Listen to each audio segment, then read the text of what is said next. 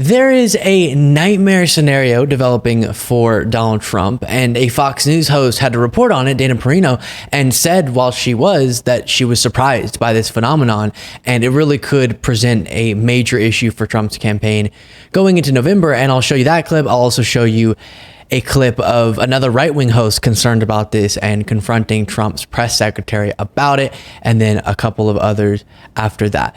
So what am I talking about? Well, while Nikki Haley was still in the Republican primary, she presented an issue for Trump, not because she was going to win the primary, because it seemed obvious, as happened, that Trump would, but because she served as something for the anti-Trump contingent in the Republican Party to sort of rally around and then identify with, and that can alienate you from then jumping back into the Trump train after Nikki Haley drops out. And we heard anecdotally, as I'll show you some more examples in this segment of, and also we've seen polling of a huge contingent of this Nikki Haley group saying either they're on the fence or may be out completely on voting for Trump in the general election. Some of them saying they would vote for Biden. And that could single-handedly, if they follow through on that, sink Trump's campaign if enough of these Nikki Haley supporters or former Nikki Haley supporters end up not going back to the Republican ticket. That could be a major, major problem for Trump. And here is Dana Perino reporting on the Pennsylvania Republican primary, where Trump's the only person left, and still Nikki Haley gets more than 16% of the vote, gets 150,000 votes in Pennsylvania. People doing that just to spite Trump, just to send a message. Donald Trump and President Biden clinching their respective primaries in a key battleground state. Biden took more than 90% of the Democratic vote in Pennsylvania's closed primary. But the surprise of the night came from the GOP race. I'm going to really quickly pause your viewing of this video to ask you to subscribe to the YouTube channel. Just click that subscribe button, plus the like button as well, and the alert bell so you get notifications. Back to it. There were still more than 100,000 voters casting their ballots for former candidate Nikki Haley. Now, you might remember she suspended her campaign last month after ballots had been printed.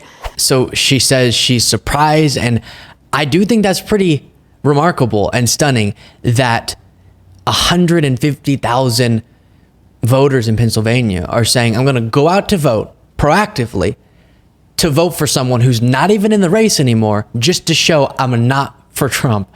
And again, that aligns with some of the polls we've seen in exit polling when Nikki Haley was in the race and what we've heard anecdotally from some of these supporters. You have Fox News, their digital site, also reporting on this. Nikki Haley wins 150,000 votes in Pennsylvania Republican primary despite dropping out. Haley's persistent supporters could indicate uneasiness toward former President Trump as a candidate in the state, and that's exactly correct. And then you have a Newsmax host here, which is as right-wing seemingly as it gets, confronting Trump's press secretary about this, saying that Trump has a Nikki Haley problem. Trump has still got a Nikki Haley problem. Why hasn't Haley come out and actually endorsed Trump yet? I would disagree with you on that, Rob. I don't think there's a alleged Nikki Haley problem. Again, a lot of these I'm just basing that on what we saw in Pennsylvania. 17% is a significant percentage of the vote in Pennsylvania for Nikki Haley. Yeah, and something that will allow for this to be the biggest problem possible for Trump is if Nikki Haley continues to stand by not endorsing him. Now, she has indicated she'd be potentially open to it, because in her speech dropping out of the race, she said that it's up to Trump to win back her and her supporters' support. Now, he's not doing anything to make that happen. So if she's principled, she would never endorse him before November. But I could see it going either way. But if she stays out, obviously she's not going to endorse Biden, unfortunately. She should, but she's not going to. And so if she just stays out and doesn't endorse Trump, I think a lot of her supporters will stand by the fact that they think in many cases Trump threatens democracy. And whatever policy issues they may have with Joe Biden, none of those are the same, are as significant and existential as Trump being someone who doesn't have respect for our Constitution, our democracy, and has these horrible authoritarian ambitions. And then you have here a different Fox host, or on Fox Business, reporting on the issue that Trump has because of his responsibility in causing the overturning of Roe v. Wade, with independents being upset with that, understandably. Now, a new poll showing Donald Trump could be vulnerable with independents. Lauren, what's the problem? The vulnerability is abortion. Political Morning Consult did a poll. It shows half of all voters support former President Donald Trump's position to let the states make their own laws when it comes to abortion. At the same time, Trump is getting blame from some other corners for the Supreme Court overturning Roe versus Wade. 60% of independents say they're unhappy with the high court's decision, and some 40% of Republicans agree. Wow. The bottom line is, abortion is highly personal, highly emotional, and yes, it is a motivating issue. So 60% of independents saying they're unhappy with the overturning of Roe v. Wade and blaming Trump for that is not good. You add that on top of, among a bunch of other issues, this Nikki Haley problem that Trump has, and you start seeing the potential nightmare for him. And I will say, there was a sort of, the way she was discussing that made it sound like there's a debate about if Trump's to blame or not. Yes, he's obviously at least in part responsible. He got elected. That allowed for these justices to get onto the court, and then they obviously are responsible as well in actually making the decision to overturn Roe v. Wade. And then also responsibility should be pointed at the Republican lawmakers in state after state implementing these horrific laws. So lots of blame to go around. But Trump absolutely is one of the biggest people that people need to hold in their mind as to why all these horrible things are happening. It's because he won the 2016 election. So don't let him win this one. Then here is an example of some of these anecdotes we've talked about of Nikki Haley supporters and their thoughts on Trump. Anything but Trump. That was your priority. That's my priority. Is that the biggest reason you supported Nikki Haley? Yeah, I'd say. Because of Donald Trump? Yes, yeah. I would vote for Joe Biden over Donald Trump in a heartbeat. Republican, right? I am. What do you do in that event if he is the nominee and it's he and Joe Biden? What do you do? I vote for Joe Biden. Hi, Nikki Haley. I think Donald Trump is a threat to the well-being of our country. She drops out. Would you be disappointed if she endorsed Trump? She does. I'll vote Democrat. No. That's all there is to it. It's important to me to keep Trump out of office again. Project 2025, I've read it, I've studied it, it's scary, it's frightening. I've lived in a constitutional democracy all my life. I want to remain that way, and I want my grandchildren to grow up in one, not a dictatorship.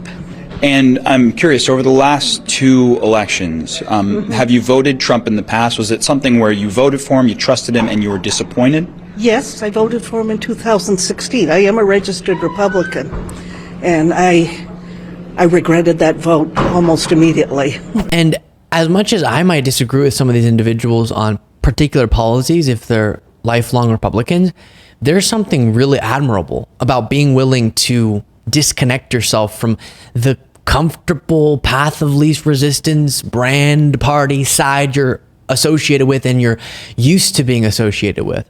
And so to be willing to jump over to voting for the Democratic ticket because you understand whatever policy differences you might have with Biden, this comes down to something so much more fundamental.